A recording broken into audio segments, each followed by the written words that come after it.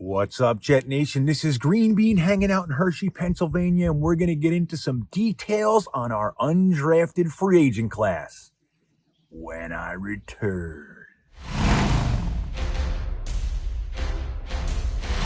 All right, Jet Nation, again, this is Green Bean. Before we get started, I want to remind you of a couple small details. If you're watching this video, don't forget to hit that subscribe button right here on Jet Nation's YouTube. If you're looking for more Jet talk than you can possibly handle, you also want to head over to jetnation.com, click on forums. It's an amazing place, and you're going to love it. If you want to follow my national coaster tour, which is really ramping up, it's while I'm in Hershey, Pennsylvania. We got Hershey Park, Knobles. We have the Jersey Shore Coaster Tour coming up soon. Lots and lots of stuff happening. You can go over to YouTube on Full-Time Coaster Tour and give me a sub over there. It is greatly appreciated. I'm also on Instagram and Twitter. My Instagram is GreenBean the Jets fan, and Twitter is Bean the Jets fan. That all said, let's talk undrafted free agents. This was an interesting class. Last year, we pulled 9 undrafted free agents in. This year, we pulled 12 undrafted free agents in. That's 3 more. See, I'm not stupid. So that's 3 more than last year. And we had 10. We ended up having 10 picks, even with trading away the thirds and all that. We ended up having 10 picks and 12 undrafted free agents. So that's 22 new players that we have to look into that Joe Douglas and Robert Saleh brought onto the new team. So some of these guys, and I'll start with them, the guys that have lower probability of making the roster, because some of them, they're just, it's a long shot, okay? They want to see what they have, and but I see a lot of them, or at least some of them, not making the full-time roster, and maybe not even the practice squad. So I'll start with those guys, the guys that have a little bit longer shot, and then we'll get into some guys that I actually really like and all day, every day should have been draft picks. So let's start with the linebacker, Milo Eifler. He's a 6'1", 228-pound fella from Illinois, a linebacker. Well, he actually transferred to Illinois from Washington at one point. I guess he wasn't getting much playing time, so he transferred to a school that he could get on the field, which was Illinois. He's an outside linebacker. He's a really good athlete, but the truth about him is that he doesn't really possess football player awareness. He struggles to kind of understand and respond to the play as it develops, and he doesn't have a feel for the game. The reason that the Jets brought him in is purely his athleticism. Maybe he can be a special team guy, just run down there and tackle the guy with the ball, that kind of thing. Who knows? But it's a long shot with him. So that's Milo Eifler, 6'1", 228-pound linebacker. Now, another one is a defensive tackle. Now, I actually like this guy, but again, our defensive tackle room is packed to the gills, and we even used our final 6th-round pick on another one, James Marshall, a defensive tackle. So seeing this guy making the team, it's a long shot. He might blow everybody away. He's from Rutgers. He's 6'2", 285 pounds. He actually grew up in Wayne, New Jersey, and moved over to Scotch Plains. So he's a hometown boy, went to Rutgers and all that. He actually had the highest pass rushing grade at the entire, of the entire squad at Rutgers. So last year he had 25 tackles, 2 tackles for a loss, and 0.5 sacks. Isn't that interesting? He's got the highest pass rush grade, but no sacks. He has a handful of hurries and pressures and things like that. Again, he had 2 tackles for a loss. So he's a guy that really, he's brought on the team because he showed something. He's another athlete, another high motor, that type of thing. You always want to see guys from Rutgers be able to make it. We actually brought 2 from Rutgers onto our squad. But again, I think it's a long shot for Michael Dwumfor. So who else we got here? There's another one, an offensive tackle. Now, we actually brought in 4 offensive tackles. One that's projected to play interior, but that's really a nice thing to see, because that was one of the disappointments for me with the draft itself. We obviously got Elijah Vera-Tucker way up top of the draft, made the big trade, and got what many think is the best guard in the entire draft. Also can play tackle in a pinch, which is another positive for him. But then that was it. We didn't sniff an offensive lineman for the rest of the draft. And that bothered me. It really did. But then as soon as undrafted free agency starts, we bring in 4 offensive linemen. Now, Parker Ferguson out of Air Force, again, this is a long shot, man. He does not possess a lot of those traits that you want to see offensive linemen possess other than size. He's 6'4", 306 pounds. He did make first team All-Mountain West, and he was selected for the Hula Bowl, which is positive. He was a 3-year starter at both guard spots. He's mobile and explodes off the snap, and he's always looking for someone to hit. That's the positives. The negatives are he does get pushed around a lot. He's not the quickest with really effective pass rusher moves. He struggles, and he's got average strength at best. So again, if somebody just bull rushes Parker Ferguson, he's going to have problems. Remember, he played at Air Force, so when trying to take him from Air Force, put him in the National Football League, a lot of his weaknesses are going to be exploited. I just think it's a long shot for him. But in his defense, I also thought Jared Hilbers, one of our undrafted free agent linemen last year, had a really good chance to make it, and he didn't even see the first game, so he was gone. So who knows, But again, it's one of the guys I think has a tough time. Is going to have a tough time. Now, let us get into some of the better ones. There's another offensive tackle from BYU. He protected Zach Wilson, our very own Zach Wilson.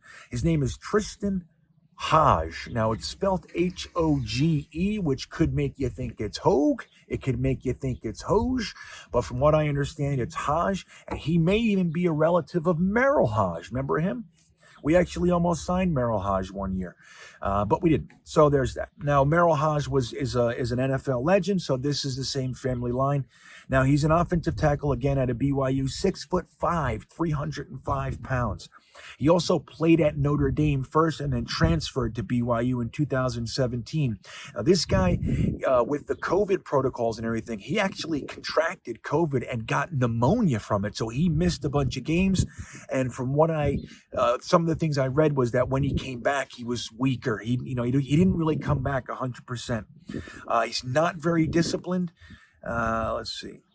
So that's the word on him. He plays frantic. He's not a disciplined blocker. He plays frantic. But within that, he has the power, the explosion, the ability to be an effective offensive lineman. He just needs good coaching. And guess what the Jets suddenly have? Good coaching. Our offensive line coach happens to be one of the best coaches that we brought in this year. Very well respected. So that's a good move for him. And here's another good thing, a little nugget. His best shot to making it in the NFL is in a zone scheme. And as you know, we're going to be playing a wide zone. So let's just wrap up the offensive lineman. There's another guy that I really like. His name is Grant Herman, an offensive tackle out of Purdue, 6'7", 305 pounds. He chose Purdue over Texas Tech, Washington State, and Iowa State. This guy was highly sought after coming out of high school into college. He started 33 games at left tackle, which is really good. He has a lot of on-the-field time as a starting left tackle. He had a run blocking grade of 68.3 and a pass blocking grade of 60.5. So his average grade by PFF was 65.8, which is okay. Great motor, really good speed and quickness, but he struggles in the open field, getting to the next level and all that. Again, these are things you can work on. He possesses most of the traits that you want in an offense, especially a developmental offensive lineman. That's Grant Herman's. Now, did I have another offensive lineman? 1, 2, 3. Yes. And this is one of my top 3 undrafted free agents. This is a man named Teton Saltes. It could be Salties. I've heard it pronounced both ways. He's an offensive tackle out of New Mexico. This guy is 6'6", 322 pounds. He's a Lakota Native American. Now, in addition to him being 6'6", 322 pounds, and a relatively refined offensive lineman, he actually, I think really what attracted the Jets to him, especially Joe Douglas, is his leadership ability. This guy has already in his young life lobbied Congress. He's been before the United States Congress to lobby for rights in it for indigenous children in the country. He's also lobbied the New Mexico State legislature to try to improve mental health benefits for student athletes. So this guy is already expanding into other roles and making a difference in the world. So he's a very good offensive lineman, but I have a sneaking suspicion that it's his leadership, his ability to find a situation that needs assistance, and he's the guy to go out there and try to fix it. He's very well liked in the locker room as well. He started 12 games at right tackle, 819 snaps, 390 of which were passing attempts. He led up 3 sacks. He has a 97.7% pass blocking efficiency rating. This guy's a steal. This guy's a steal. Teton Saltes, the offensive tackle out of New Mexico. One of the guys I like the most. Now, another guy I really like is Hamilkar Rasheed. Now, this guy's an edge rusher out of Oregon State, 6'2", 251 pounds. Now, the bad thing with this guy is that he should have come out his junior year. Take a listen to his junior year. In 12 games, he had 22 and a half tackles for a loss, 14 sacks, 62 tackles, 3 passes defensed, and 2 forced fumbles. Dude, that's Josh Allen numbers in 2019. You know what I mean? That's 22 and a half tackles for a loss, 14 sacks, 2 forced fumbles. The guy was all over the place. Now, why wouldn't he be a first or second round pick? Well, because in 2020, he came back in and he played 7 games. He had 2 tackles for a loss, no sacks, 23 tackles, and no forced fumbles. So everything settled down. And you want to know why? Because teams kind of identified that he's really good chasing the play. He's fast, he's aggressive, he's got good twitch, he can cut the corner well, all those things. When you run directly at him, that's when you lose him. So he has an inability to take on the play when it's coming directly at him. Every team in the Pac-12 changed their philosophy to attack Hamilkar Rasheed, and he didn't, the coaching staff, and they didn't figure out how to address and account for it, and that's why you see the numbers down. Again, if this guy would have come out in his junior year, he would have been at least a top 2 round pick. No doubt. 3rd round at the bottom. That was his floor. And this year, he's an undrafted free agent. So again, this guy has all the physical attributes that you want. He needs development. He needs coaching. He plays through the whistle. He's got some really good pass rushing moves. He's got a quick swing move. He sheds tight ends really easily. The guy has everything you want in a developmental pass rusher. So now we got guys like Jabari Zuniga, Bryce Huff, Hamilkar Rasheed, all developing under Vinny Curry and Carl Lawson and those types of guys. This is what we call pipeline, guys. This guy has all the potential in the world. Hamilkar Rasheed, Oregon State. Now, another guy I like a whole bunch is the other guy out of Rutgers, Brendan White. He 6'1", 215 pounds safety. Now, he transferred to Rutgers after playing at Ohio State. Now, the reason he stopped playing at Ohio State is that the safety room was full. He didn't get the playing time that he wanted, so he bounced and went and played for Greg Schiano. So this guy was actually the defensive MVP for the Rose Bowl, in the Rose Bowl. This guy's no joke. He's a solid player. He went over to Greg Schiano's team, and he had 40 tackles, 1 interception, 3 pass breakups in 5 games for Rutgers. So think about that. In 5 games, he had 40 tackles, 1 interception, 3 pass breakups. Dude, that's not bad for a guy transferring over to a new team. Not bad at all. That shows that he has the intangibles. He has the natural traits of playing the position. Because usually when they transfer over to another program, there's a learning period. There's a time frame that it takes to acclimate yourself to the new system. Came right in and made his impact. So that's Brendan White, the safety out of Rutgers. I think he's got a good shot at minimum making our practice squad, and then in a year or 2 maybe making the active roster. He's also aggressive on special teams. In the Rose Bowl, just so you know, he had 8 tackles, 2 tackles for a loss, 1 interception on a 2-point conversion in that Rose Bowl. That's why he won defensive MVP. in 2018. Another guy that I like a little bit is he's right on the cusp of a guy I think might not make it, but I like him. It's Jordan Peters, the safety out of Auburn, 6'1", 202 pounds. He's got a 4.6 40, so he's pretty fast for the position. He blocked 4 punts in college. The problem with him is he's very raw, but this is the kind of guy that you could actually buy into the idea that they drafted him or they signed him in the undrafted free agent market specifically to play special teams. He's one of those guys, and that's kind of why I like him. I think he's got a real good chance of being one of these young bodies that can kind of start, transitioning our special teams unit into a really effective, one of the best special team units in the country. It's these types of athletic players that they're brought in. He's got that knack. 4 blocked punts, man. That's no joke. Okay, so that's Jordan Peters, safety out of Auburn. Now, we did something that we were all screaming. It's not the guy I wanted. It's not the guy I wanted, but we did it nonetheless. We drafted, we keep saying drafted. We signed a kicker, a young kicker out of school, Chris Newgar out of SMU. SMU is Southern Methodist University. So we signed Chris Newgar, the kicker out of SMU, 5'11", 193 pounds. He transferred over from Texas, and he won Special Teams Player of the Week 4 times in the AAC. He hit 2 game-winning field goals against ranked teams to continue their undefeated streak. So a lot of pressure. And Memphis, one of those games was against Memphis, and they iced him 2 separate times. They called the timeout right before he was trying to kick it.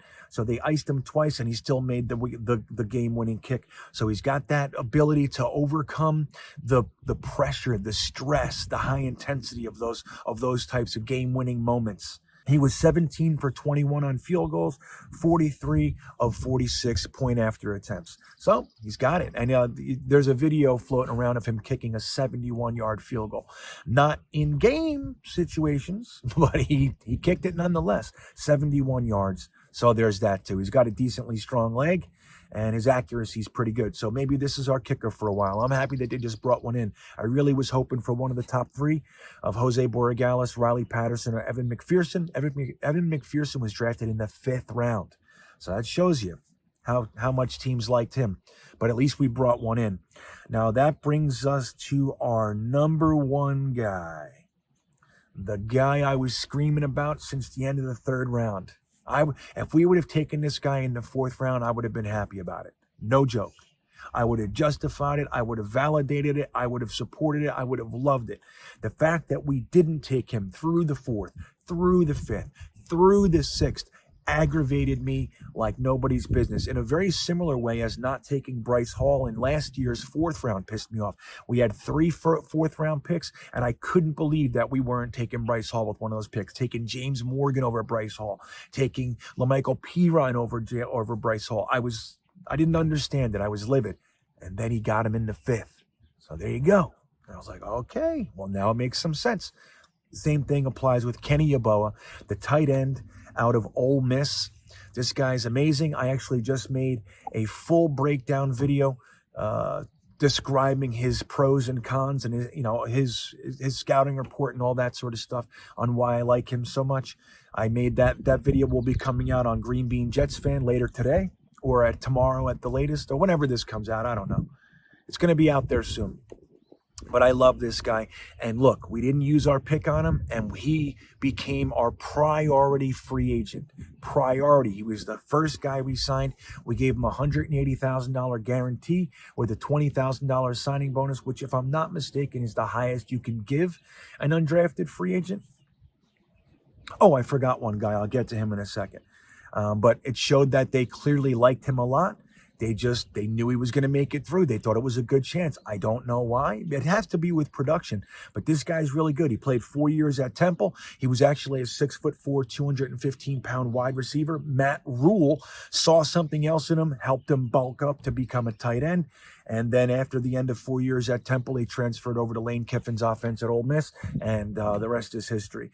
So this guy's got so much potential. In my opinion, he could be our tight end 1 in a year or two. More than likely, he'll be part of the rotation for a minute, but he's going to knock guys like, Daniel Brown and Ryan Griffin off the roster, in my opinion. Get out of here with these guys. Kenny Yeboah is in town, and I love it. So the last one is the cornerback, Isaiah Dunn. Now, we gave this fella from Oregon State the highest undrafted free agent cornerback salary in history, in NFL history.